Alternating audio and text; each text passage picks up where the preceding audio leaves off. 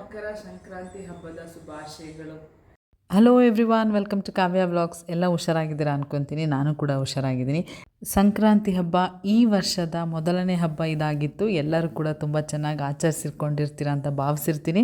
ನಾವು ಕೂಡ ತುಂಬ ಸಿಂಪಲ್ ಆಗಿ ಹಬ್ಬನ ಆಚರಿಸಿದ್ವಿ. ಬೇರೆ ದಿನಗಳಿಗೆ ಕಂಪೇರ್ ಮಾಡಿದರೆ ಹಬ್ಬದ ದಿನ ಅಂತ ಅಂದರೆ ಸ್ವಲ್ಪ ಬೇಗ ಎದ್ದೇಳೋ ಅಭ್ಯಾಸ ಎಲ್ಲರಿಗೂ ಇದ್ದೇ ಇರುತ್ತೆ. ಅದೇ ರೀತಿ ನಮ್ಮನೇಲೂ ಬೇಗ ಎದ್ದು ಹಬ್ಬಕ್ಕೆ ಏನೇನು ಬೇಕು ತಯಾರಿ ಎಲ್ಲ ಮಾಡ್ಕೊಂಡ್ವಿ. ತಯಾರಿ ಅಂತ ಏನಿಲ್ಲ, ಪೂಜೆ ಮಾಡೋದು, ಅಡುಗೆ ಮಾಡೋದು, ಮನೆ ಕ್ಲೀನ್ ಮಾಡ್ಕೊಳ್ಳೋದು.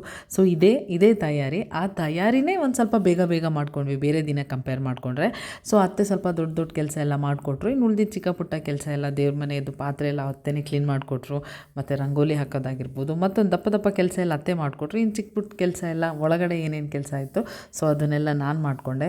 ಹಬ್ಬದ ಅಡುಗೆ ಎಲ್ಲ ರೆಡಿ ಆಗೋಷ್ಟರಲ್ಲಿ ಮನೆಯಲ್ಲೆಲ್ಲರೂ ಸ್ನಾನ ಎಲ್ಲ ಮಾಡ್ಕೊಂಡು ಪೂಜೆ ಮಾಡಲಿಕ್ಕೆಲ್ಲ ರೆಡಿ ಆದರು.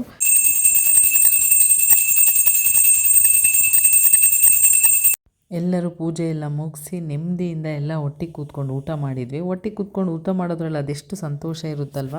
ಪೂಜೆ ಊಟ ಎಲ್ಲ ಮುಗಿಸ್ಕೊಂಡು ನನ್ನ ಮಗಳನ್ನ ರೆಡಿ ಮಾಡಿದೆ. ಹೆಣ್ಮಕ್ಳು ಅಂದಮೇಲೆ ಅದರಲ್ಲೂ ಸ್ಪೆಷಲಿ ಸಂಕ್ರಾಂತಿ ಹಬ್ಬ ಅಂದಮೇಲೆ ಎಳ್ಬೀರ ಹಬ್ಬ ಅಲ್ವಾ. ಸೊ ಹಾಗಾಗಿ ರೆಡಿಯಾಗಿ ಕೂತ್ಕೊಳ್ಳೋದೇ ಒಂಥರ ಖುಷಿ ಅಲ್ವಾ. ಯಾಕಂದರೆ ನಾವು ಹೋಗೋಕ್ಕಿರುತ್ತೆ ಅಥವಾ ಕೆಲವರು ನಮ್ಮನೆಗೆ ಬರೋಕ್ಕಿರ್ತಾರೆ. ಚಿಕ್ಕವನ ಹತ್ರ ಕಷ್ಟಪಟ್ಟು ಒಂದು ರೀಲ್ಸ್ ಮಾಡಿಸಿದ್ದೀನಿ ಸಂಕ್ರಾಂತಿ ಹಬ್ಬಕ್ಕೆ ಅಂತೇಳಿ. ಸೊ ಪ್ಲೀಸ್ ಎಲ್ಲರೂ ನನ್ನ ಇನ್ಸ್ಟಾಗ್ರಾಮ್ ಐಡಿಲಾಗಿರ್ಬೋದು ಅಥವಾ ಯೂಟ್ಯೂಬಲ್ಲಾಗಿರ್ಬೋದು, ಫೇಸ್ಬುಕ್ಕಲ್ಲಾಗಿರ್ಬೋದು, ಎಲ್ಲರೂ ನೋಡಿ ಸಪೋರ್ಟ್ ಮಾಡಿ ಅಂತ ಹೇಳ್ತಾ ಇಲ್ಲಿಗೆ ಈ ವಿಡಿಯೋನ ಮುಗಿಸ್ತಾ ಇದ್ದೀನಿ. Thank you so much.